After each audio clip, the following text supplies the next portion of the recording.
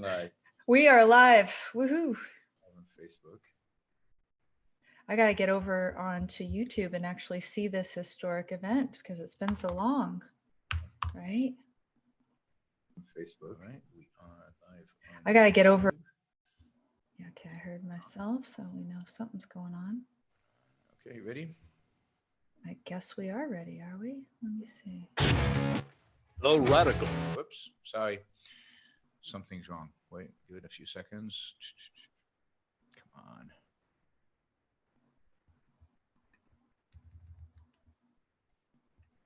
Yeah, I'm not seeing it over on your channel. It's on my channel, but it's YouTube's fine. It's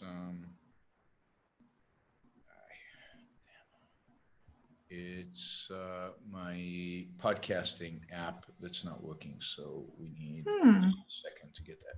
Sometimes it just doesn't connect to the internet for some reason. Copy, paste. We'll be with you guys in just a second. We have not started the show formally. Let's see, go live. Now it's connected. There we go. The Radical. There we go. Fundamental principles of freedom, rational self-interest, and individual rights. This is the Yaron Brook Show. All right, everybody, welcome to the Yaron Brook Show on this Saturday. No, it's Sunday. I know they all blend together this time, right? And what's cool today is we've got Amy. Amy's back. So it's the Yaron and Amy show. All right. So can you put us in gallery mode? Just, because I'm here. I'm in gallery mode. Nope, now you are. Yay. Yeah, I am. Oh, you switched it before. Okay, I didn't see on the time delay. Oh, yeah. I think there's probably a lag, but there we are. We're in gallery mode. So how you doing, Amy? I'm doing pretty well. It's been a crazy bunch of months, and I just got out of that one whole period of illness. And then now I get to be worried about catching this other thing that if, from what you understand, people do end up maybe on antibiotics again. And antibiotics is what ended up destroying my digestion last year after all of my junk. So that's the I've been antibiotics, but mostly the treatment is not antibiotics. So it depends on the azithromycin was part of the hydroxychloroquine cocktail or something, right? Whatever that I can't pronounce, cocktail, but that I wouldn't necessarily go on that. There's a good article today out by Matt Ridley, the guy who wrote The Rational Optimist, summarizing all the different treatments that are coming, that people are testing. And he says he's very optimistic that within a month or two, there will be a treatment that really reduces the real burden of this disease. And he actually recommends no proof, but good evidence that zinc works, and to supplement right now with zinc. As a preventative, you mean? Yeah, because zinc is shown to reduce the period of a common cold, often Sure. So it boosts the immunity, your immune system when you get these things. And it's, you want to take it early. You want to take it at first sign. So the best way to do it is just ramp it up. Okay, but from what I understand, never supplement zinc at more than 30 milligrams a day. And actually, I decided that I'm not going to prophylactically in the beginning supplement zinc, and the reason is that I haven't talked to you about all of my illness and diet and everything else, but I eat a pile of meat now, and if you eat a bunch of red meat, there's good zinc in there. And so for me it wouldn't make sense. Say is meant as medical advice. We are not expert. We have no really clue what we're talking about when we come to this. I'm just quoting Matt Ridley, who I respect and who studies these things and is being a scientific kind of writer for a long, long time. And I recommend the article. It's on his website, The Rational Optimist, and in Spectator magazine, I think in the UK. And it just summarizes the various antiviral treatments that are being studied right now. He doesn't necessarily have a favorite, but it is interesting. There's a lot of, companies that worked on HIV, companies that worked on Ebola, companies that worked on these others where we don't have vaccines, but we have antiviral medications, are working now on a COVID-19 kind of antiviral. So I am hopeful because, as he says, vaccines take forever to get. Yes. Yes. 12 to 18 months is super optimistic, much more likely 5 years for a vaccine. So at least, so what you want is treatment. What you want is successful treatment. Oh, this is interesting that you've got a super chat for me already. You know, I'm going to try to get super chat on my YouTube channel, and I am over 3/4 of the way on my YouTube channel with getting towards monetization, which will allow me to have this super chat toy for my very own. So do go over to my channel and subscribe and watch some videos. I've got enough subscribers. I just need some more watch hours, and I'm well over 3/4 the way there. So help me out. And there's some good videos, and I mean, I've got some interviews with some interesting people over there, so you will not be wasting your time. I've got Tamir Hendelman and David Cohen, who's a non-objectivist, but he's a journalist from New Zealand. That was an interesting discussion. I got John Allison coming up on Wednesday, and I'm really looking forward to that because I figured he would have good perspectives on running a business and managing the risk of coronavirus exposure while you're reopening your business. So the question is about Tucker Carlson. Do you want to take it? So again, first of all, does he characterize your observation correctly? He says that Carlson has charisma and brains to be the leader of the religious nationalist conservatives in the United States. What do you? Is that a fair characterization? I think I've said that he is charismatic enough and he's smart enough. He supports the kind of the nationalist, what's called the national conservatives. And he's got a following, and we've shown. I mean, Trump has shown that having a kind of a following, being a celebrity, is an advantage. So yeah, I think he's going to be a leading voice within the religious nationalist conservative movement. Whether he becomes a presidential candidate or something like that, I don't know. Yeah. I mean, I would say it's possible. Certainly, it's interesting that they have resisted having me on about privacy issues. Yep. So, you know, and I've had my debates with him and everything. You know, he sometimes gets caught up in a little bit of scandal-y things. And so, of course, that doesn't hurt Trump though either. So maybe that'll never hurt him either. I don't know. I mean, certainly he keeps going. He's going ratings, and he's becoming more and more left on economic stuff as time goes on. So definitely, yeah. No, there's a number of discussions I would love to have with him, and every so often I pitch something. But yeah. Fun. So what do we have on our plate today? So we've got program notes over at don'tletitgo.com, which is my nice old blog. Go and give it some love. Today I've called it Stealth Power Grabs of the Coronavirus Era. Now we're supposed to have it out, Yaron, right? We're supposed to have it out about whether the lockdowns were ever justified or anything like that. Start by having it out. Should we do that? I mean, yeah, let's just get it over with. Okay. So my view has been, right, that we're in this mixed economy, horrible, yucky era. Yep.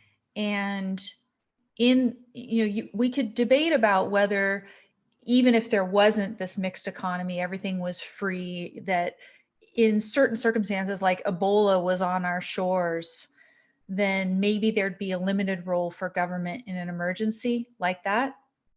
Yes or no? I don't think there's any question that there's a role for government in a pandemic. It's just a question of what is the role, and I think the role should have been to quarantine. Certainly with Ebola, there's no question there's a role, and the role is to test, to quarantine, even to track. Okay, but what if you have something that's Ebola, but people can walk around contagious without symptoms? Well, then you need to put testing stations everywhere. And you need to ramp up the infrastructure around testing, which is what. Okay, but then you have to ramp up the infrastructure around testing. Would it be justified, say, to have everybody hang out for a couple of weeks while they ramp up testing and something like that? You'd have to have a massive burden of proof to do that. So my view is, we talked about this a little before the show. Mm-hmm. My view is, in order for the government to restrict our freedoms, the burden of proof is on it to show that it is absolutely necessary. and they must be able to show the evidence. They must be able to show the proof. Yeah. So they must be able to tell us that it's Ebola, that what the level of death is, what it's actually going to do to people. And then they have to have a plan of how they're going to stop it beyond just putting us in our homes, Sure. and a plan for how we come out of it. That is, they have Yes. to have a clear plan. An exit strategy, so to speak. It Yeah. needs to be, in my view, and I've said this before, it needs to be approved by Congress. There needs to be a declaration of emergency powers approved by Congress, not the president. It can't be an executive thing that he just decides when there's emergency. And I would even say, if you're talking about extreme things like locking people down, the Supreme Court would have to review it as a non-political entity and say, yes, this is within the bounds of constitution. I'm not talking about this constitution, true free market. This is truly an emergency. We've heard some expert witnesses. There is a plan in place. Yeah. And all this would have to happen very quickly, but it's all possible to happen very quickly. So I think, again, the burden of proof for the government to do this is very high, and all the parts of government have to approve. And then, there would have to be as limited as necessary. So, for example, Ebola's arrived in New York City. It doesn't make any sense to shut down Wisconsin, right? And so you'd have to, again, prove why you need to. Well, you could ban travel from New York to Wisconsin, for example. Or you could ban it for a while, again, under the same conditions. It would have to be very constrained. By the way, I don't think any of that was met in this crisis. No. Okay, so I agree with you. Yes, in the normal circumstance where we actually have freedom generally and a proper government and all these things, right?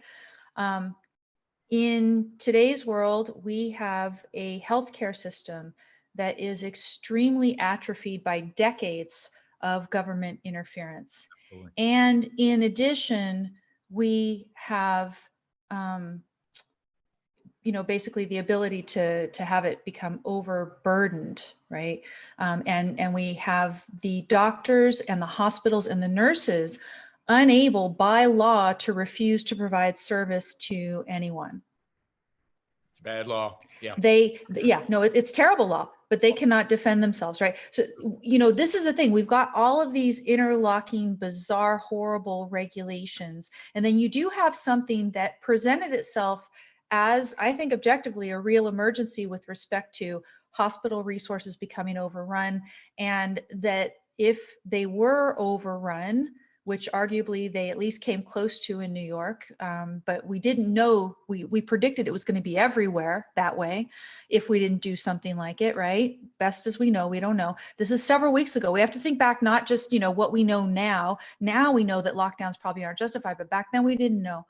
And if you have the hospitals overrun, you have our doctors and our healthcare workers, all of them subjected to huge viral loads. Many of them have died from the viral load of this virus that have been thrown at them.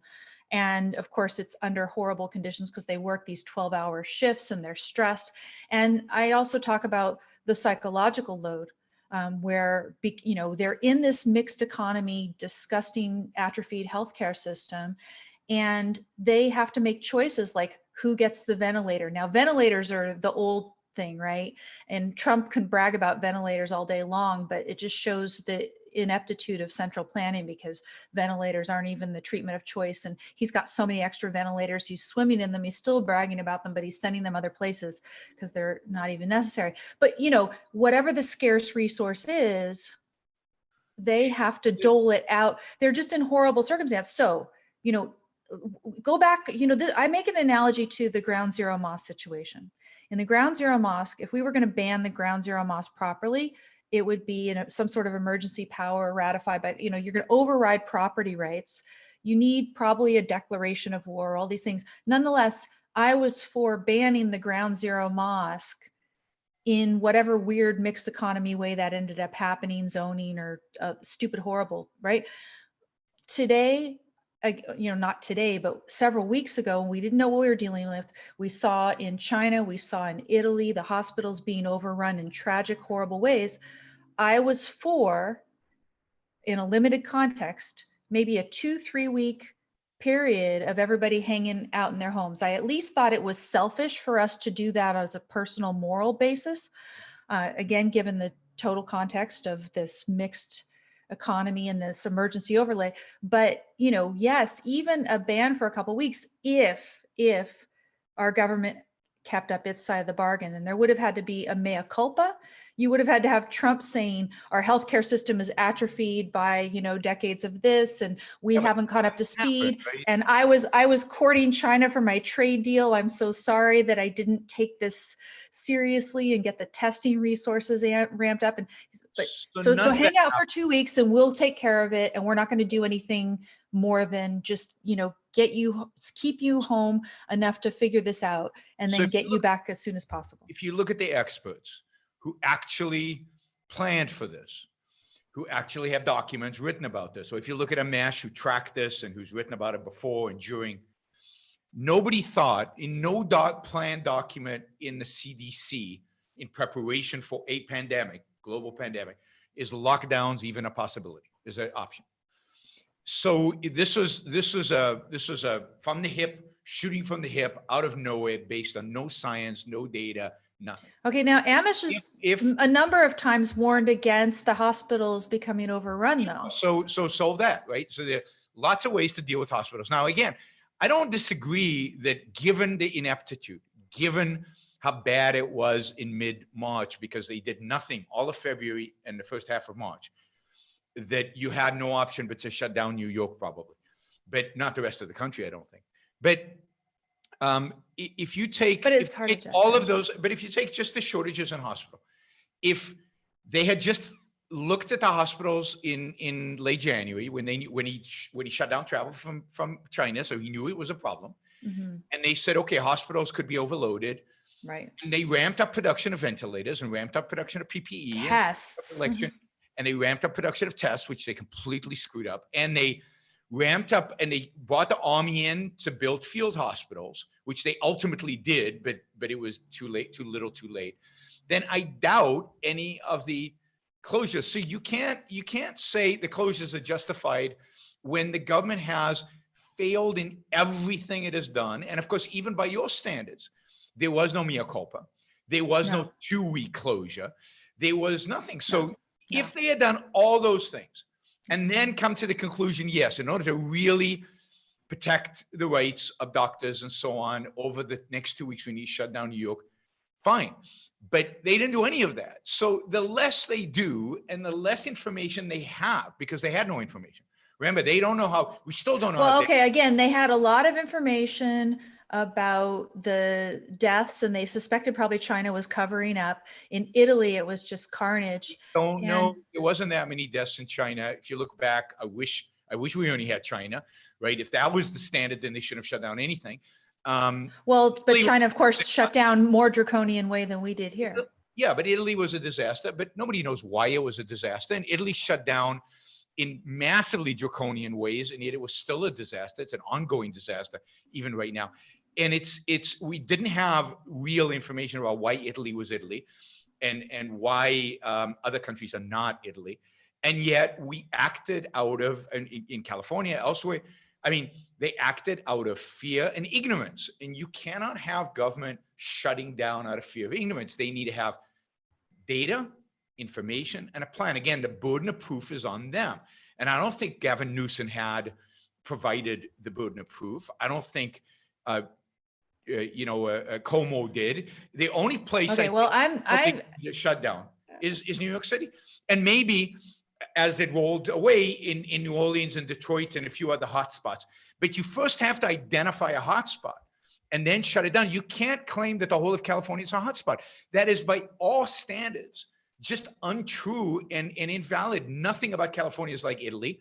Certainly not the Central Valley or other places or the Pacific, No. And I mean, I agree that Newsom didn't uphold his side and still is not. In fact, at one point, he had ordered nursing homes to take in, again, patients who had been infected with COVID-19. And nursing homes, we know now that nursing homes are one of the worst places. Why? Because of the air circulated throughout the whole place. That's part of the big things, is when you've got a central air system circulating among all these people, some of whom are infected and some are not, it's going to be just a hot zone for spreading.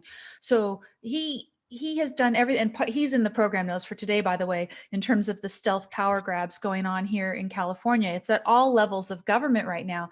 And so I agree with you. I mean, the lockdown weeks ago should have been ended at the very least, even if they had done it exactly properly from the beginning. And I think you and I could argue about whether way back when the knowledge would have justified some sort of a very limited measure. Hey, we're going to ramp up some testing for a couple of weeks and see what in the world we're dealing with, and then Sure, but go on with lives. Sure, there was no limited anything. They didn't ramp up testing, and they No. still haven't ramped up testing. Yeah. So the conclusion has to be everything they did was wrong. And I think that one has to condemn them through and through at every step, because they didn't do anything right. They didn't, and they still haven't, and they still not. And I think if they told people, I think you have to start by voluntarily asking people to self-quarantine and to do self lockdowns before you have a statewide or what 2/3 of the nation was in lockdown. Where there were recommendations for social distancing that came out first, as I recall correctly, before there was an actual lockdown. They should have pushed that though. And then they showed people at the beach in Florida, but in New York, I don't know that people ignored those. And it just is not, again, the burden of proof for such an extreme measure of shutting you down in your home. I mean, the government can do it. I've given examples of where the government can do it. Remember the Boston Marathon bombing. And they were out and they were looking for now I think they overdid it even in Boston, because they always overdo. City. But they could have shut down the neighborhood. We're looking for the terrorists. Don't go out. It's your life. And you're going to interfere with police operations. Yes. But you cannot just say they're terrorists in town. We're not sure what that they're going to target. They're going to shoot people in the street, but we're not sure what street. And this in some city in the United States, so the whole United States needs to be shut down. No, you have to have specific evidence about a specific threat. Right. Okay. And I agree with that in principle. But again, okay, today, suppose everybody just says, okay, I'm going to assert my right to go out and take my life in my own hands and just go do what I want. And then the doctors cannot refuse to treat you no matter how careless and reckless and stupid you are, and how much you endanger them and everybody else. And again, what we do know about this virus is that you can walk around with no symptoms and have it and be contagious. Absolutely. So it's a horrific virus, but look, there is a price to pay for the mixed economy. People are going to die who shouldn't die. People are going to suffer who shouldn't suffer. Yeah, and I would like to preserve healthcare workers. So at the very least, Yaron, all our rights. At the very least, to prevent. At the very least, I think you and I could agree that it would be selfish to take certain measures to reduce the risk to doctors and nurses, so that those resources at least are available for us if and when we need them for anything, not just COVID. I think it would be selfish to reduce the risk, because we all have people we care about and loved ones who are older and so on, and you want to reduce the risk, period. The question is whether you do it voluntarily or through coercion. And every time you give the state the power to do these things through coercion, you are, in a world in which we live, you're creating a very, very dangerous precedent. Yeah. No, I mean, you are. And so this has to be, it's the ability to just shut down, and nobody's challenging it, because I think this. Well, a lot of people are challenging it now. What I'm afraid of is that they're challenging it in an irrational way. They should use the Israeli example where the protests. That was beautiful. It's amazing. All stood 6 feet from one another and did it responsibly. But that was beautiful. That was beautiful. Okay, so we, I guess, disagree about whether there was any lockdown justified at all, even in today's economy. No, I say there would have been maybe a very short lockdown, but both of us agree that regardless, the government has not upheld its part of the bargain. There doesn't need to be lockdowns anymore. As I said, I don't think there was any option but to lock down New York for a while. Yeah. Things were so bad there, but we have to recognize that they were bad because of government ineptitude 2.5 months ago.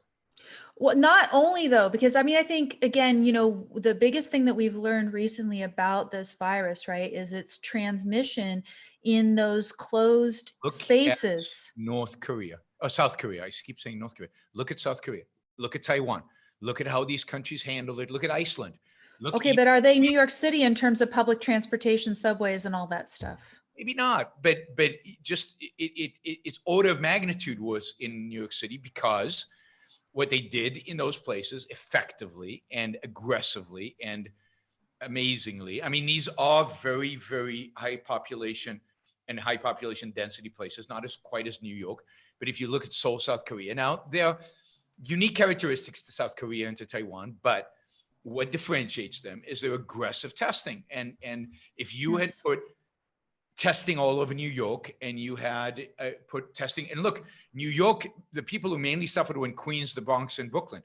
If you'd just gone into those neighborhoods, aggressively tested, aggressively isolated people who had it, and Contact tracing. not waited, but started doing that in February, not waited until March, then you could have prevented the overload to the hospitals. And look, hospitals in the end were not overloaded even with the pathetic response that we had, but because we shut everything down, but we shut everything down late. So if you had actually done the contact tracing, but primarily the testing and isolating, and some contract tasting, I don't think we could have done it quite as effectively as Koreans. You would have had a lot of people die, but you wouldn't have overloaded the hospitals, I don't think. And healthcare professionals would have still been struggled, but they struggled anyway. And you would have not violated, you would have not constrained the ability of people to live their lives. And maybe you still would have had to shut down New York for 2 weeks. I'm not ruling that out. But then it would have been finite. It would have been over. Whereas this way, because you're flattening the curve, the whole idea of flattening the curve is the same number of people are going to die. They're just going to die over a longer period of time. But what's happened now is nobody wants to undo the lockdowns because people are still dying.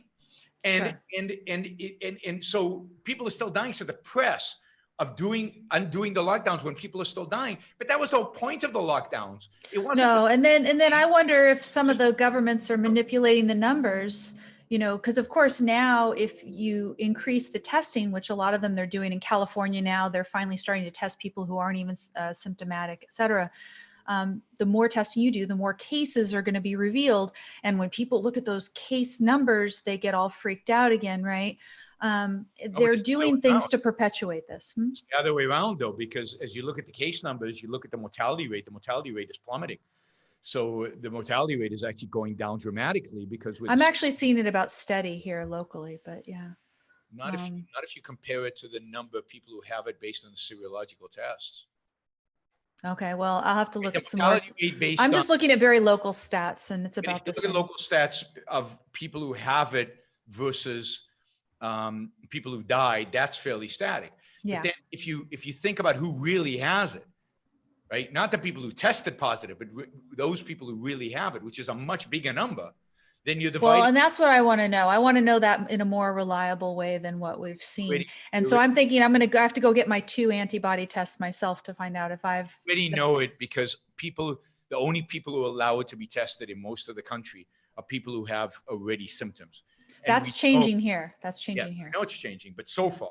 So we know that the people who are tested are the people who are highly likely to have it. Oh, sure. People who are not tested have the low high likelihood. So there's a lot of people who weren't tested. Yeah. Given that 90% don't have symptoms who have this, huge population of people who have this who have not been tested. Mortality rates are probably around 0.5, 0.6, which is what, funnily enough, what Amesh Adolja said they were in February. He said it was 0.6. And that's about what you're seeing. So he had a really good prediction. Excellent. Yeah, I would like to talk with him about some stuff too. That would be great. So let's focus on what we agree on for sure. I mean, I think we mostly agree, but we have some quibbles, because certainly government has not upheld at its end of any bargain than I ever would have wanted to make with it, even given this disgusting context we're in. So stealth power grabs, here we go. Right? Yep. Because what are they doing? They are using this as an excuse.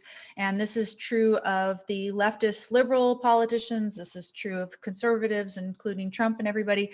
They're pushing their pet agendas, and they're using this coronavirus as a cover up for it. The one thing that was on my radar personally, of course, that is egregious, I believe, is that we saw an opinion just kind of pushed out there, and I think it's been pretty quiet in terms of news about it. It is the United States versus Facebook case that I was involved with the Center for Legalization of Privacy. This is the case where the FTC goes after Facebook for alleged violations of user privacy, and basically they have a settlement order, an agreement that they have under which the government takes all sorts of control over the corporate governance of Facebook for the next 20 years, and also has given to the FTC and the DOJ tremendous amount of access to information, extensive information, in the words of Judge Kelly, will be given to the FTC and the DOJ in order to enforce a consent decree that is meant to protect Facebook user privacy. My concern is that they are going to have warrantless access to actual Facebook user data. The FTC and the DOJ are going to have this. And when I read the order last year, I identified a few places in the text of the settlement order that arguably could be used to gain access to the data. And if you think about it, what is it that they say that they're enforcing? They're enforcing certain conditions, certain rules with respect to Facebook's handling of user data. How are they going to check up on Facebook as to whether they are meeting the requirements unless they actually can see Facebook's handling of user data and therefore see Facebook user data, right? So there's a risk here. And I filed the amicus brief last October while I was sick in a hospital. I mean, not in a hospital, in a hotel room. I was in a hospital at one point, but I was in the hotel room when I wrote the brief. Sent it off there, and it turned out that the judge did order both Facebook and the government to respond to the arguments, the Fourth Amendment arguments I made. I said, you should not give the government warrantless access to Facebook user data as a remedy for Facebook invading our privacy. It's ridiculous. You don't create Big Brother as a remedy. Penalizing us in the name of penalizing Facebook. Right? Yeah, exactly. And so what I got back from both the government and Facebook, if you compare the two, it was quite revealing, because the government, and again, go to legalizeprivacy.org if you want to read all the details. I am going to characterize it and, kind of cartoonize it a bit here. But what the government essentially said was, nah, we can have the data, and we've been able to have it for decades. And as you said, the existing law, blah, blah, blah. Now, what I argued in the brief is that the law seems to be turning in favor of protection of user privacy. And if you applied the recent ruling in Carpenter to the issue of Facebook data, that you would get a very different answer than what the government thinks you would get. But anyway, they said, hey, yeah, of course we're entitled to the data. What are you talking about, you poor amateur, right? And then Facebook, in their one paragraph response, says, oh, no, there is law such that the government can't get warrantless access to the data, and here it is, and so your concerns are unfounded. And so those are two different answers, right? The government's was, yeah, we can have it, and so your concerns are insane because we get to have it. Government always wins. And Facebook says, no, they don't get to have it. We think there's some law that protects us. And I'm telling Facebook, no, sorry, there isn't law that is protecting Facebook users. And you have failed us, the Facebook user. You have sold out. You have no principles. Why aren't you shrugging, Mark Zuckerberg? That's my view. Anyway, I was hopeful that the judge was going to see at least this discrepancy between them and recognize that there's a Fourth Amendment issue. In his order, this opinion, and you can see it again at legalizeprivacy.org at that blog post. You can read the whole order. He makes no mention of concern about Fourth Amendment issues whatsoever. The one sentence in which he even says anything relevant to the Fourth Amendment concerns is which he says that the FTC and the DOJ are going to have access to extensive information from Facebook. But then he goes on to say, as the last part of the sentence, that it's pursuant to enforcing this order and making sure Facebook doesn't behave badly with respect to your privacy. So they're ignoring it entirely. I'm trying to figure out if there are any next steps, and I'm talking to other friends in the public interest litigation space because I'm in privacy, right? In terms of privacy, most of the organizations are very statist, leftist in nature. Yep. And in this case, it was a leftist, epic that Judge Kelly chose to listen to. He was saying, oh yeah, you're right. Maybe this isn't hard enough on Facebook, but it's not my job as a judge to do that. The people who can be harder on Facebook are Congress. There needs to be legislation and regulation. And that's just sad that none of them are scared about the uniting of government and Facebook, which to me is an Orwellian nightmare. They need to be worried about this. They need to be concerned about this. And this is a significant step towards uniting Facebook and government. It's scary. Yeah. And it's not just Facebook. It'll go beyond Facebook. It'll go eventually, yeah, other places. No, I mean, I think that's right. And I think the consequence of all this is going to be greater state power. You know, the internet stocks have gotten a breather here because everybody's talking about coronavirus. But, you know, in a Trump second term or in a Biden first term or whatever, breaking up big tech and going after big tech and regulating big tech and controlling big tech is going to be a huge agenda item. Well, and they're going to slip it in. That's one of my other stealth power grabs that they're talking about. And they're going to keep slipping in little things, and then they'll do the big stuff. Because the fact is, they don't need to slip it in because the American people agree with them. No, and that's true. And so on the left, you basically have people willing to take over any business for any reason. And then on the right, you know, first of all, take over businesses if they're run by leftists. That's yes, the Carlson approach, right? Yes, that's perfect. By a leftist, it's okay for the government to intervene and run it over. If it's a conservative CEO, then what? Fine, right? So all the high-tech companies need to hire conservative CEOs, and you know, stealth conservative CEOs, and then they'll be fine. Or actually not stealth, because otherwise, still you're good. It's got to be conservative. All the tech companies need to have a very out there public CEO with a MAGA hat on, that's right, and then they'd be safe. That's right. There's no question.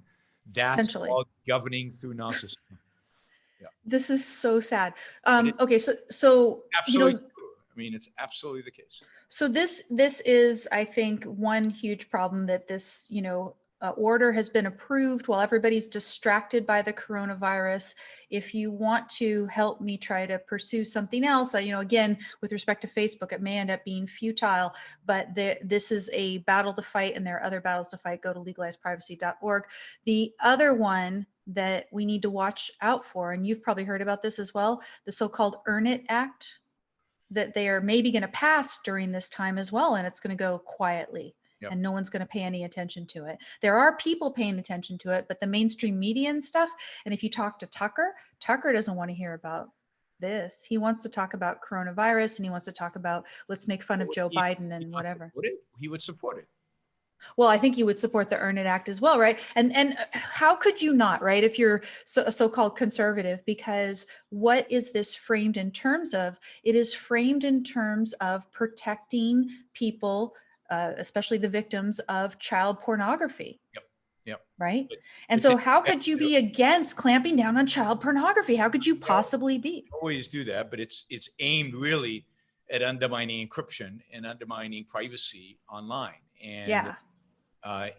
You know, and it's just horrific that and think about it, Yaron. So they've got us all in our houses, and all of us right now, most of us anyway, we're conducting communications through our regular channels by Zoom and all that. Now, right now, the third-party doctrine is still in effect, which means that as you and I are sharing information with Zoom or any of these other means of communication that are not encrypted, mm-hmm. Government can obtain access to any of this without a warrant at any time. And who knows what in the world they're doing behind the scenes right now. Okay.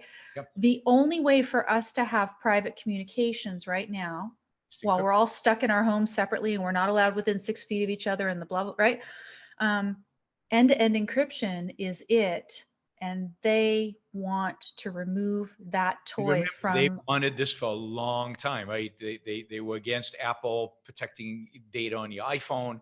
They've been against a lot of these encryption services. I mean, governments all around the world hate these encryption services, and they're just looking for a way in. They're looking for a way to explain to kind of justify it to the American people, and justifying in terms of child pornography is the masterstroke. No, and listen, that against the bill that protects children. talk about stealth, right? I mean, there's many of us who are wise to their techniques, but this bill, it never says encryption anywhere in there. The mechanism by which I understand it is probably going to try to ban encryption is the following.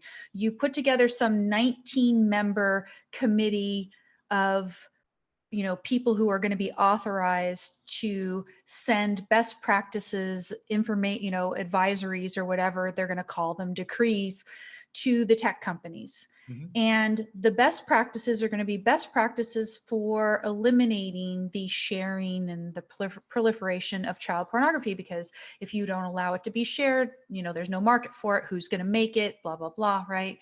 You're going to reduce the amount of child pornography if you can make sure that it's not shared anywhere. So what is the very best way to ensure that there's no child pornography shared is to make sure that you can have access to everything that is shared on the internet at all, whether through end-to-end encryption or otherwise. So this 19-member committee is going to say, you must stop offering end-to-end encryption as a service because people are using end-to-end encryption to send child pornography to each other. How dare they, right? So they'll do that. And then you ask, well, how in the world can they get the companies to do this? Because offering end-to-end encryption is not a crime. Last time we checked, right? You're allowed to offer a service to your users. The way they do it is by saying that if you don't comply with our recommendations, then you are not going to get the special favor of liability release under Section 230. Remember our friend Section 230? And the Section 230 is misinterpreted and abused, and the whole way in which that is dealt with. I mean, all of that law should be rewritten because it's so ambiguous and stupid and anti-freedom. So, but yes, they're gonna use that in order to manipulate companies, and they're gonna use anything they can. And if it's not child pornography, we know they'll use terrorism, and they tried for years to use terrorism, and I guess terrorism didn't work that well. So now they're moving to child pornography because that seems to be much more effective. Yes. Trafficking, child pornography is, people never vote against stuff like that. No. And so, yeah, they get your emotions stirred up. How could you possibly be against a thing? So you guys are not depressed enough because of the lockdowns. Amy has put a whole program together here to get you, showing you all the things that they're doing while you're distracted by the lockdowns. Yeah. So that we need really to keep their feet to the fire on Earn It. And some of our friends in Congress are doing that, people like Amash and everything, but this is bad news.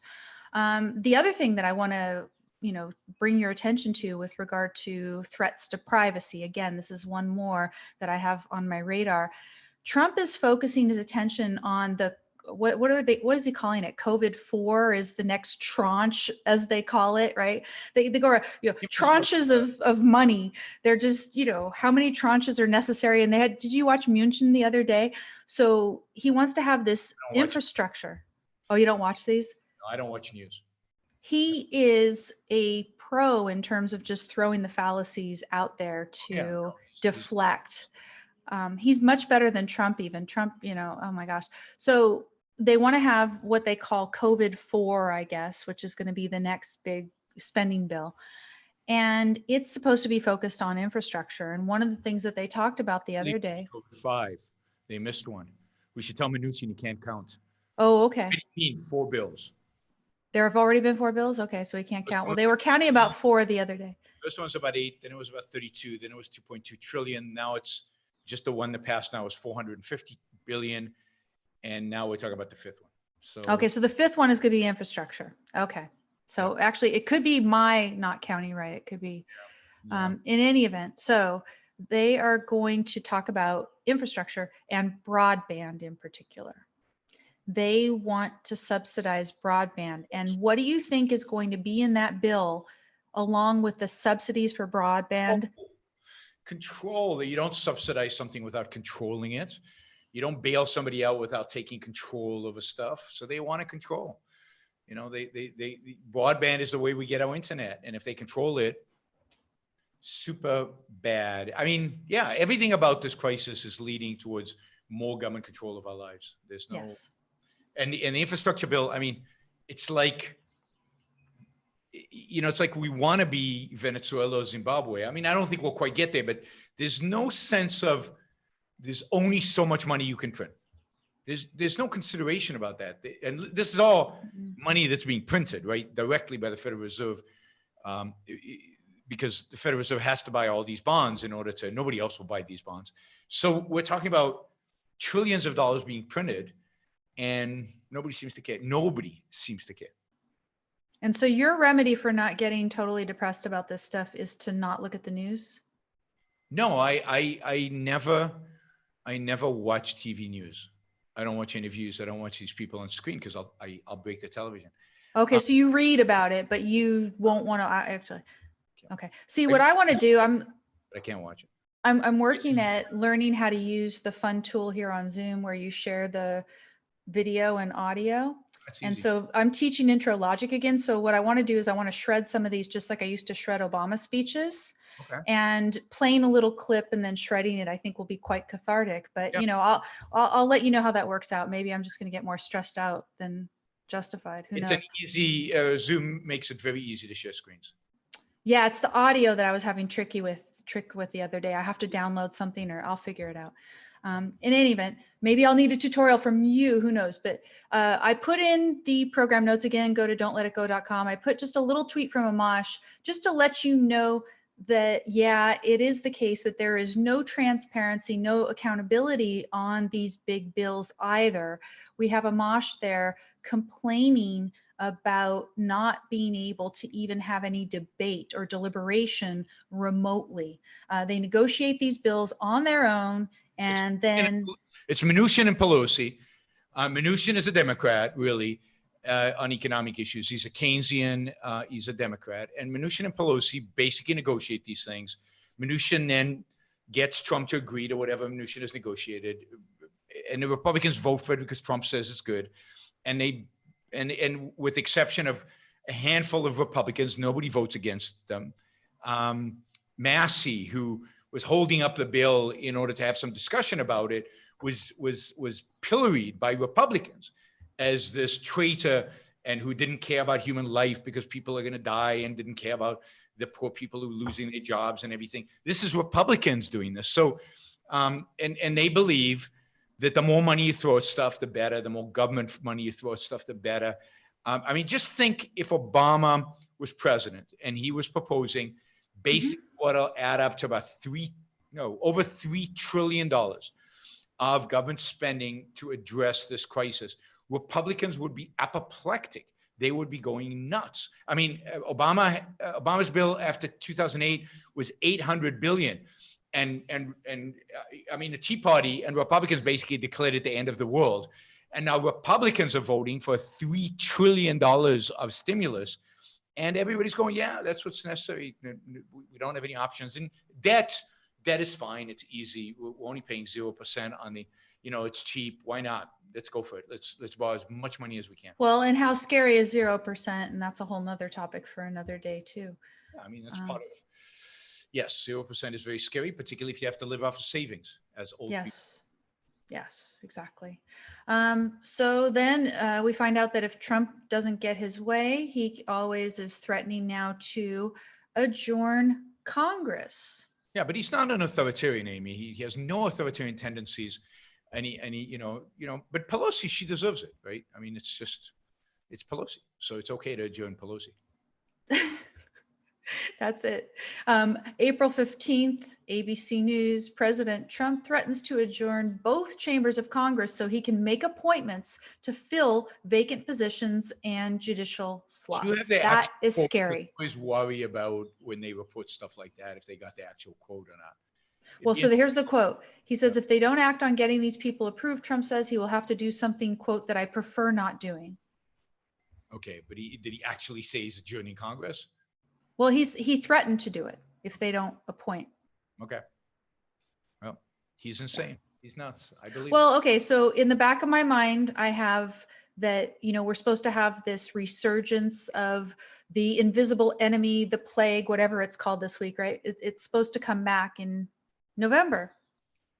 That's also when we're supposed to have elections. Yep. Okay. Now you can draw the implications. We'll see if I'm conspiracy theorist or not. I'm not going to go there. Okay. I think We'll wait and like see. robust institutions. I don't think we're quite that far gone, but Okay. Okay. Then I've got a number of stories here related to California power grabs. I am not a fan of Newsom. I don't know what you think of Cuomo. A lot of people think Cuomo is somewhat better than Newsom, but your perspective? leftist fascists. So I think they're both terrible. Although I saw a horrible story about Cuomo that should be proliferated, and actually I didn't put it here. I should have put it here. It wasn't really a power grab so much, but it was disgusting. Cuomo doing the same thing that Newsom has done, or at least was trying to do, which is order these COVID patients Yeah, back into nursing homes, which is basically a death sentence for their fellow he residents. absolutely did that. So that's part of the problem in New York with nursery homes. No, and this is why you don't, I mean, obviously the death rate could have been a lot lower if that piece of it had been handled. You know, who are the people who are most at risk from this virus? Mostly older people, but why? Because by that time, all sorts of metabolic conditions catch up with Well, we you. don't know exactly why, but the empirical evidence is unequivocal. Most of the people who die are over the age of 65. If you're over the age of 75 and you get this, you're at a very, very high risk of death. And they're the only ones that should be right. Somebody actually asked me a question here, super chat. Sure. I'm a student and have a high likelihood of getting this internship, but it's in New York City. Would you say it's worth the risk as opposed to having no internship for the summer? And I'd say absolutely go to New York City. If you're young and healthy, the chances of something bad happening to you because of this virus, Don't ride the subway. not significant enough to change your decision, change your behavior about your future. I would say don't ride the subway. Yeah, don't ride the subway. And wear a mask when you're out. Be sensible. Wear a mask, socially distance, and I assume the company you're working for will socially distance. They'll move their desks away from each other, and they'll keep you. But even if you get it, the likelihood of it being life-threatening to you is less than the likelihood of you getting run over in the streets of New York. Do whatever you can to reduce your viral load and also clean up your metabolism. Rob Wolf in the Healthy Rebellion Radio, as I think is what he calls it, he has a podcast about metabolic derangement and susceptibility to the virus. It happens to coincide as people get older that issues of bad diet and things catch up with them more. And that's when you've got more pre-existing conditions. But the reason I think that we see some young people also being affected by it is because of metabolic problems, diabetes and such. Yeah. I would never say that, Amy. You don't know. I don't know. Well, I'm just saying, Rob Wolf, go look. He's got all the papers. He's got the papers. He knows right now why young people are dying from COVID-19. Nobody knows. I mean, he can speculate, and he is a doctor, so he's entitled to speculate, and that's fine. There's a lot of research being cited. Norm Robillard over at Digestive Health Institute. We're talking about 2 months of data. There's no research being cited. Not a single one of those papers is peer reviewed. Not a single one of those papers could have been published because it's too quick. No research is done that fast. So he can speculate, and that's fine. And if you like Rob Wolf, you can buy into that speculation, and maybe it's good speculation in the sense that it's based on stuff. But okay, well, I'll give you one example. There is a peer-reviewed published study, okay, that is relevant. Let me give you one example that I can remember off the top of my head. Peer-reviewed published study, not having to do specifically with this coronavirus, but with a respiratory illness in general, and time needed on a ventilator. Okay, 2 scenarios. One in which, okay, they have to be fed through a tube in these. And so that you compare the people who are fed through a tube, the traditional sugar carb filled stuff, versus the ones who are fed through the tube with the low sugar, higher fat. And you have much lower time on a ventilator when you don't get the sugar filled stuff, that kind of thing. So just, you've got to have disclaimers on this stuff. Sure. But I'm saying, go look. He has evidence. Rob Wolf is no dummy. A study like that I have read. Rarely is it replicable. That is, other people do the same study, don't get the same results. Something like 60% of all studies now in journals, peer-reviewed, published in scientific journals cannot be replicated, which in my view, they're out, right? So and often with regard to nutrition and food and all this stuff, There is another paper that if you're not on the right side, you don't cite, which is also peer reviewed, which contradicts you and you don't cite it. And I'm not claiming this is the case here. I'm just saying when it comes to nutrition, when it comes to health, we don't, and particularly when it comes to COVID-19, which is new and we just don't know much about it, because now they're talking about blood clots. They're talking about so many things that are. Oh yeah, no, there are other things, certainly. A lot of things going on. It's not clearly a respiratory thing. It's a lot of things going on. We don't know. People can, again, the best knowledge they have, this is what they think.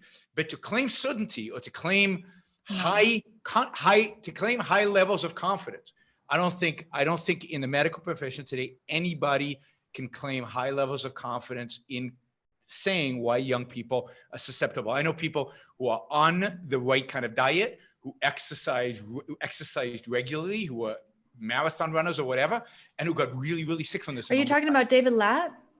No. Okay. Okay, because David Latt had completed a couple New York marathons, but I'm not sure what his metabolic health was like. And he had asthma. Yeah, the number of these cases where they're no pre-existing condition, they're perfectly healthy, and they don't have any of this stuff, and they die. But we don't. It could be genetic. It could be a lot of things. We just don't know, and we won't know for years. And I think no question, food impacts it. But I'm skeptical about diets. Always have been. It's just inflammation in the body in general, which the standard American diet with a lot of processed food seems to no question enhance. Reducing and so sugar load and reducing the carbs is a good thing, and it's probably a good thing. But even there, no, and that's why I'm saying it's it'll clean up your health anyway. So yeah, I would if this is a really cool internship, go to New York, but I would say don't ride the subways, use your mask, and make sure you eat a healthy diet. And get good sleep. All of the hygiene recommendations that everybody else has, that the CDC is recommending, and don't ride the subways unless you have to. And if you do ride the subway, stay away from other people. And I wouldn't go on the subways at all. You'll be fine. You'll be fine. Yeah. But hopefully you can manage it with Uber these days. You can manage without subways. I don't know if Uber's working in New York. Probably not. I'm sure Uber would be eager to work if they would let them, and they should, because there are safe ways to do that too. I mean, the windows. The shutdown is crazy. With the mask, you're fine. So again, in North Korea, people are using public transportation. There are ways to deal with this virus that do not entail completely upending your life. Again, look at mortality rates in places like South Korea. Yes, they have a different diet than us, but it's not that radically different than ours. And yet mortality rates are very, very low. In Taiwan, the same thing. In Singapore and Hong Kong, mortality rates are very low. They did good tracing. Because they did good tracing. Isolating the people who had it. Plus, it turns out that 90% of people who get this 99% of people, 99 point something percent of people don't die. And 90% of people don't get hospitalization. A very high percentage don't require hospitalization. Yeah, but here's the thing too, right? Because again, percent don't even know they have it.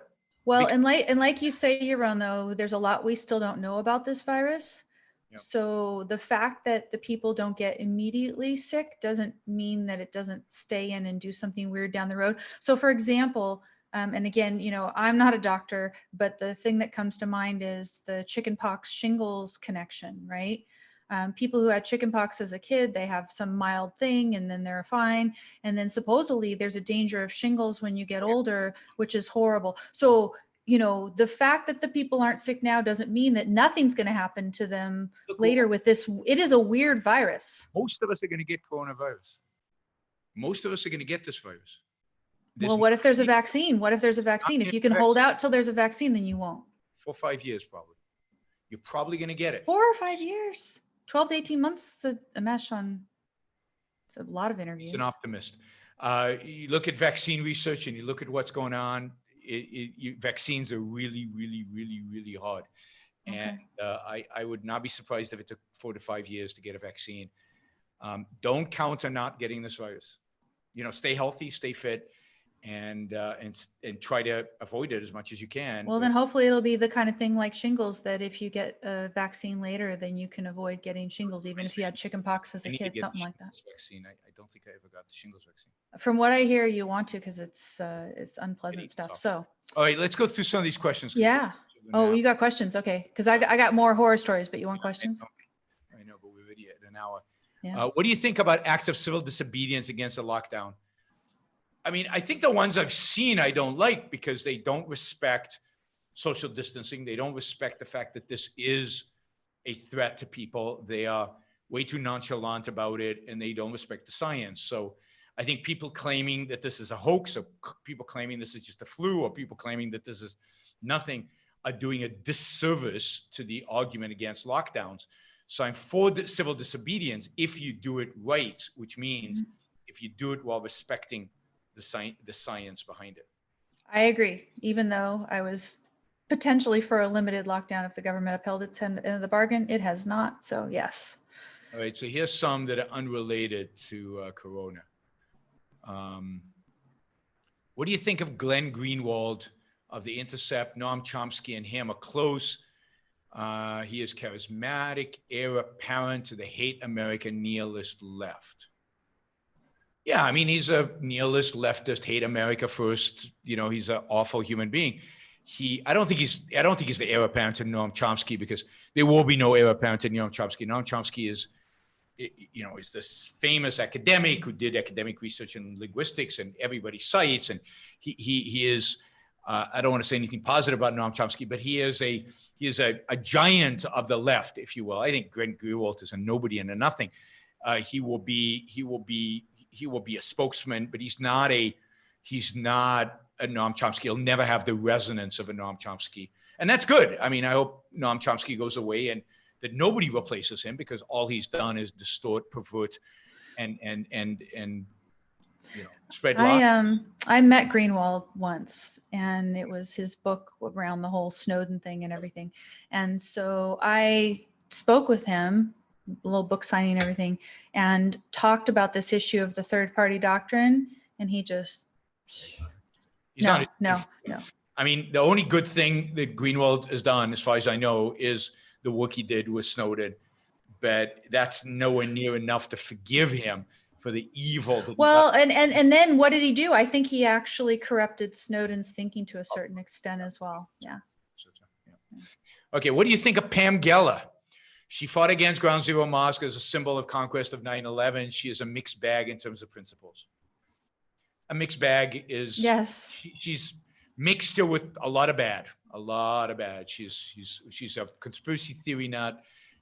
But then once in a while she'll do something that's really good, but she does a lot of weird, crazy stuff. So I know, I've met her. I mean, she uses Atlas Shrugged in a lot of. That's the thing. She calls herself Atlas Shrugs or something. Yeah. So I'm not a fan. I used to be a little bit more during the post 9/11 period, but because there were so few of us fighting in those days. But she is, I haven't seen what she's done recently at all, but on Twitter with just crazy tweets. Okay, no, I haven't seen anything. So. Nihilistic environmentalists have gone berserk over Michael Moore's new film, Planet of the Humans. They feel betrayed by him as he exposes the hypocrisy and evasion. He seems to have pricked the Greta bubble. I don't know, because I haven't seen the movie. I just read about it, something that it's kind of anti-environmentalism, but from the perspective of pristine nature, and his critique of the environmentalists, in a sense, is that everything they're proposing is not pristine enough. So I just, until I know more about the movie, I really can't comment, but that's what I read. I find it hard to believe that Michael Moore has now become anti-environmentalist and pro-humans. That would be bizarre. So I'd have to see the movie to give an opinion about it. Yeah, definitely. Any more? Rescue people I know, far leftists, are more anti-China than Trump. I've been telling them that any capitalist countries have the prosperity to care about animals. All right, good. Yeah, I mean, the left has always been anti-China. I mean, this idea that anti-trade was a leftist agenda. That was Bernie Sanders. Anti-China as being a leftist agenda. That was, again, Bernie Sanders. The extreme, the kind of radical left, the far left has always been anti-trade and anti-China, always. And Trump picked that up. The whole idea of fair trade is a leftist terminology. I mean, you Mhm. can go back, you look it up, you can find it. It was invented by the left during NAFTA to complain about the fact that we weren't imposing labor and environmental regulations on our trading partners. Yeah. Fair Now, Trump, trade was supposed to socialize the world. Trump basically took fair trade and made it into what I called pharaoh trade, which is Trump is the pharaoh.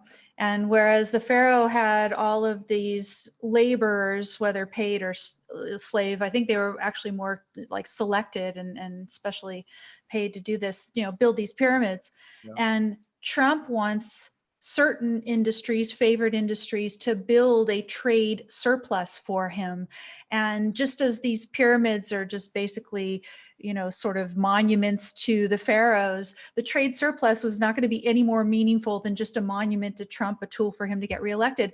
And it's one of the reasons that we're in the trouble that we are in right now, because he was willing to turn a blind eye to Hong Kong. We complained about already, right? That he was turning a blind eye to Hong Kong, and then to this virus. Yes, and that reminds me. I mean, talk about stealth. Have you seen what the Chinese are doing in Hong Kong? So they are arresting a bunch of dissidents there. Yeah. They're using the fact that we're all distracted. They're using the fact that the world doesn't care right now because it's distracted. They're using the fact that people in Hong Kong are not going to go out and demonstrate in mass because of the coronavirus, to basically go in and arrest the people who led the demonstrations.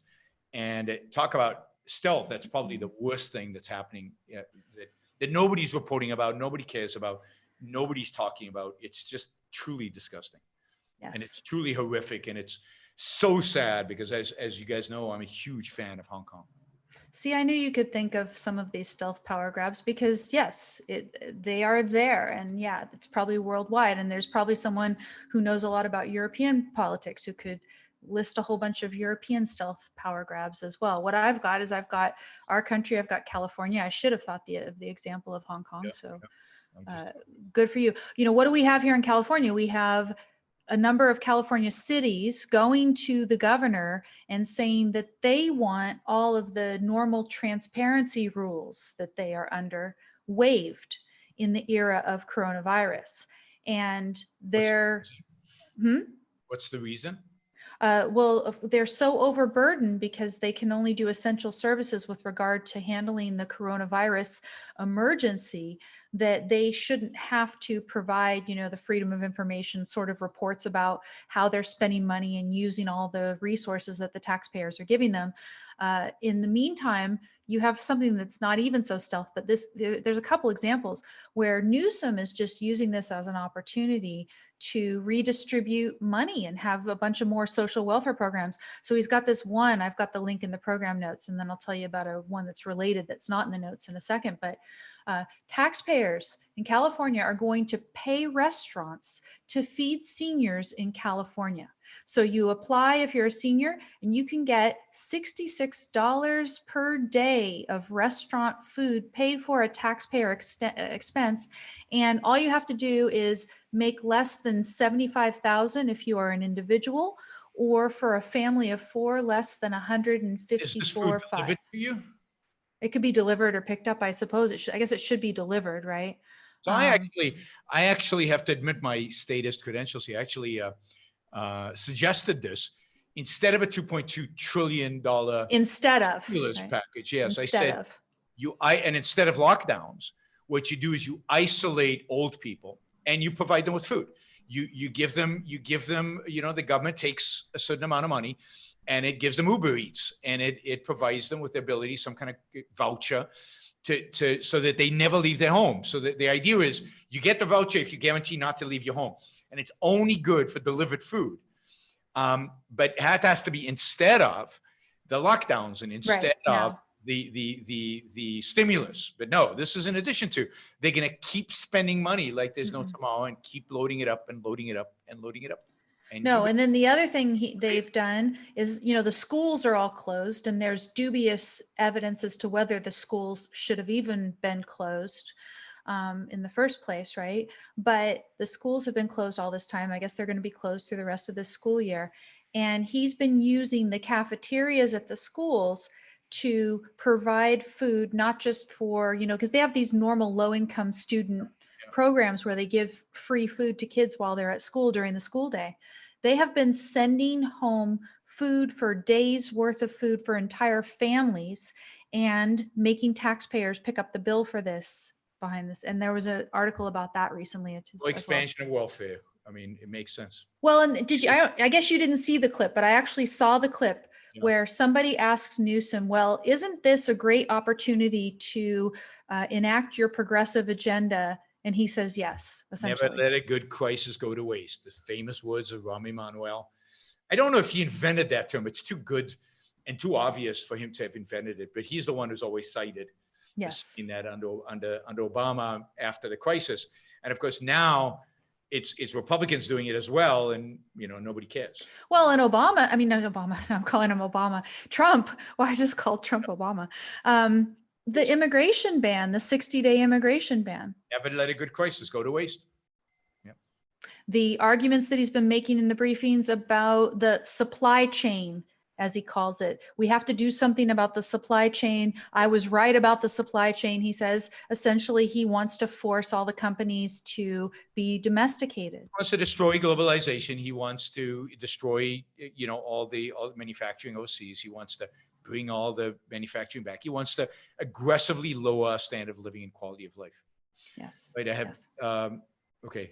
You want to finish these? And then I've got 2 more super chat questions. And then I think we'll Okay. So let's see. I mean, there's a couple, don't let COVID-19 kill government oversight. And that is a fairly balanced piece talking about Republicans and Democrats essentially trying to sweep things under the rug, destroy transparency during this era. And I have an LA Times piece at the very end of the bad news program notes. At the very end of those, the LA Times piece is talking about California government keeping a lid on crucial information. And this is one of my complaints about government generally right now, is that we are being told only what they want us to hear.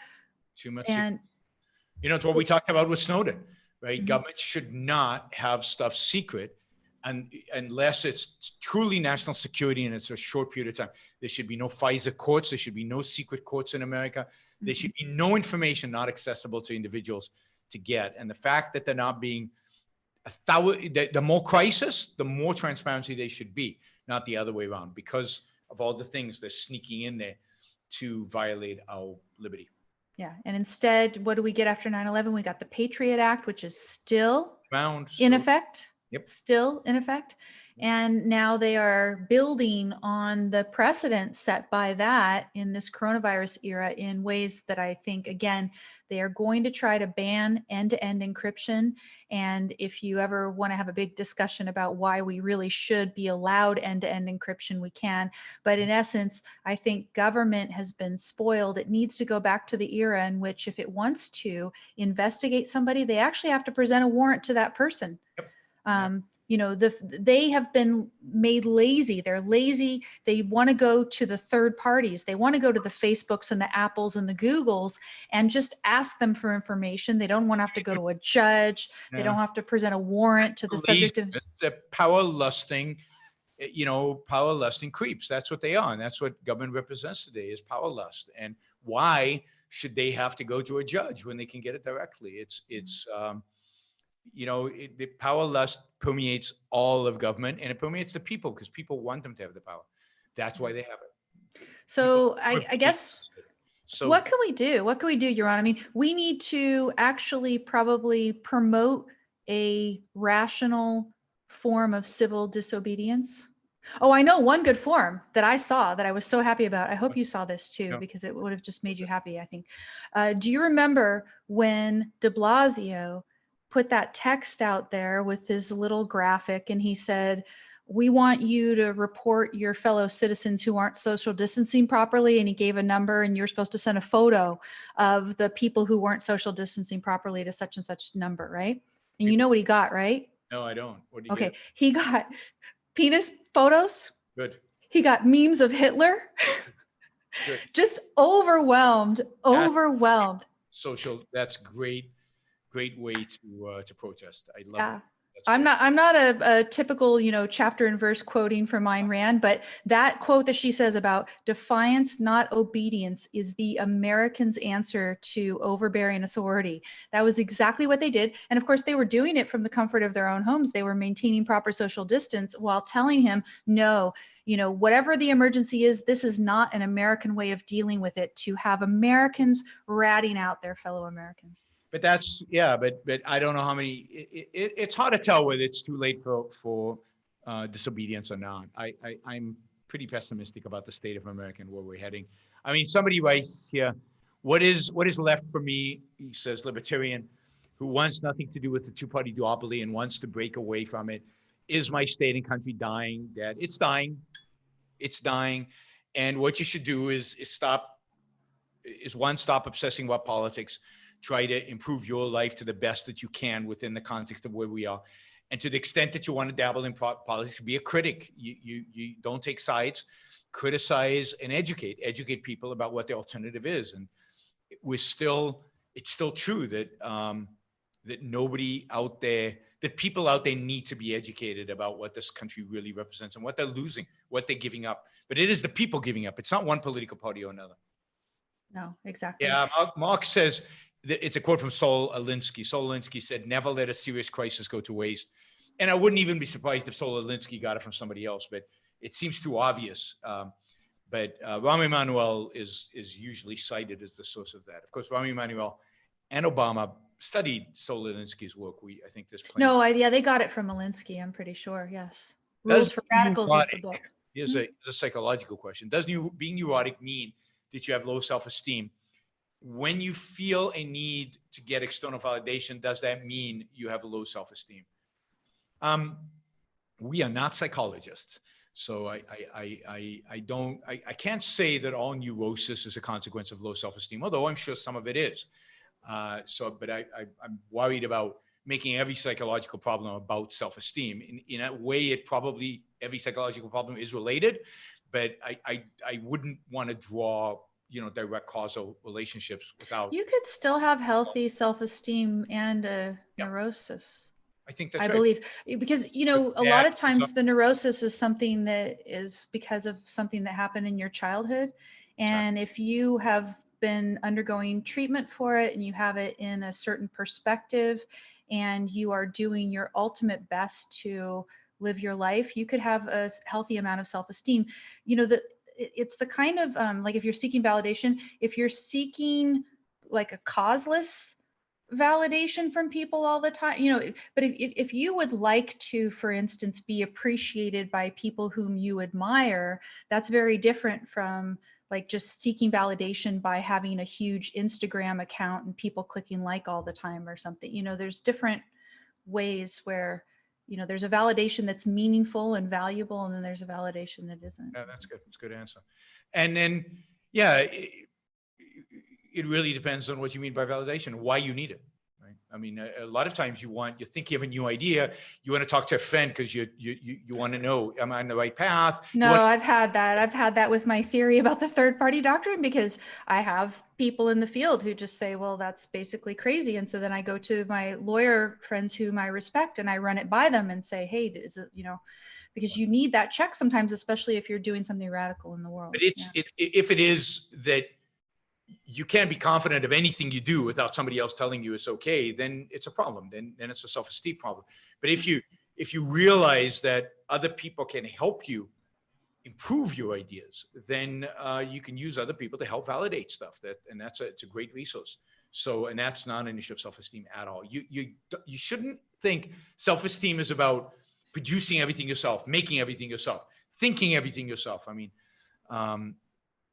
it's not about that. And teamwork is a good thing, and bouncing ideas off of people are good things, and trying out things are another thing. So there's plenty of ways in which getting external validation is valid and still having a high self-esteem.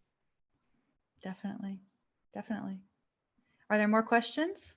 No, I think that's it. And I think I have something good at the end of the program notes. If people, yeah. So this is the interview that I did with Tamir Hendelman, and first of all, Tamir Hendelman is the Michael Jordan of jazz piano. basically. He's really, really good. I don't know enough about jazz piano to say he's Michael Jordan, but he's really good. I've seen him play live. Amy introduced him. Amy and Leonard introduced me to him years and years ago, and I've seen him play live many times. We've gone to a few concerts together. Definitely. And, I saw him at the Hollywood Bowl in 2001, before 9/11, what I like to call the good old days. Yeah. And he played a tribute to Oscar Peterson, who also played that evening.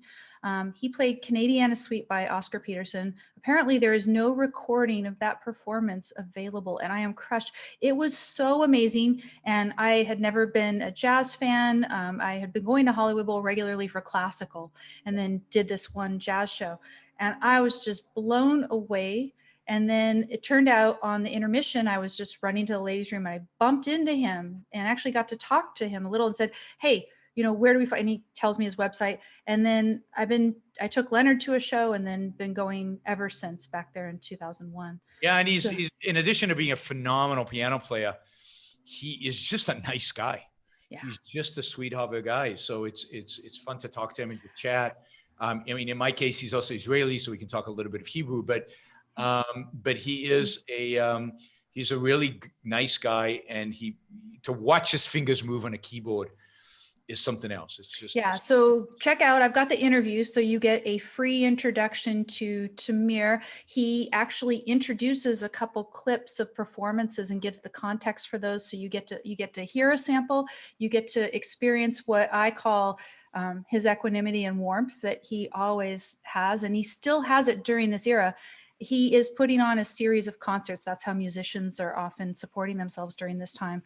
He calls it Tamir at Home, which he had never done before. So now you can watch him over Zoom, playing from his living room. And I've watched 3 concerts that he's done so far that way. And they're truly excellent. It's 1 hour. You spend it on your Saturday evening from 9 to 10 p.m. Eastern time. So check him out on Amy's website. Also, it's Tamir at Home, Tamir. And his name is Tamir Hendelman, Hendelman. Yeah. Look him up. I mean, he's a great guy. If you like jazz, you should definitely get to know him, get to know his music, and support him, because these artists who have had their concerts canceled and can't go anywhere and can't do this stuff. I mean, this is really, really tough for them. My other big, when there'll be concerts again. Yeah. I mean, I think that there could be concerts if they're not huge, and you'd have to basically sell half the seats or something, right? You'd have to distance the seats, and maybe if they're open air is different, right? I wouldn't actually probably go to a closed venue. I might go to an open air. In Georgia is they're keeping half the seats empty, or at least half the seats empty, so as to keep some distancing. Yeah. And maybe what they'll do, from what I understand, I heard you on the show the other day, Yaron, and you were saying you're eager to get back to flights and hotels. And now hotels, again, you've got a central air system. So I hope that they have really good filtering. From what I understand of airplanes actually have really good air filtering systems. So between the filtering systems that they have and the mask, if you wear a mask, you would probably be safe doing that again too. Yeah. So I have speculated that I've already had COVID, and my view is I hope I had COVID. I'm going to, as soon as I have an opportunity, I'm going to go get tested, because I don't know one way or the other. Who knows? But I'd like to have had COVID and get it over with, because I think most of us are going to get it anyway. But yes, I'm eager. I told my wife, let's just go to, since restaurants are opening in Georgia, let's go to Atlanta, have a meal, and come back home. So wow, we'll see. That's a lot of flying for a meal. Yeah, well, I'm desperate these days. But come to SoCal and I'll cook one for you. But we'll have to, I go around. I walk around I do walk outside, and I walk outside without a mask. People, I won't get near you, but I walk outside without a mask. It's open air. But I see my neighbors, and it is the coolest thing. So they'll have little parties at their house, but everyone's got their chairs like 6 feet apart, and they're sitting outside. And it's, let's be safe, but let's also still try to have some semblance of normal life. Yeah. Keep living. Good. Well, go check out Tamir. Check out Amy's show and check out her website. Yeah, just watch my interview with Tamir. Then you do 2 with 1, and you get a free introduction to this beautiful, beautiful guy. Because don't Okay. forget to like, don't forget to share, and don't forget to support the show on yaronbrookshow.com/support. This was fun. Do we get to do it again on a regular basis now? Yeah, I'm not sure exactly when, but let me. I need to check my schedules. Who knows? Beautiful. Schedules have been crazy lately. All right, great. Thank you. Thanks. Bye, Amy. Bye, guys.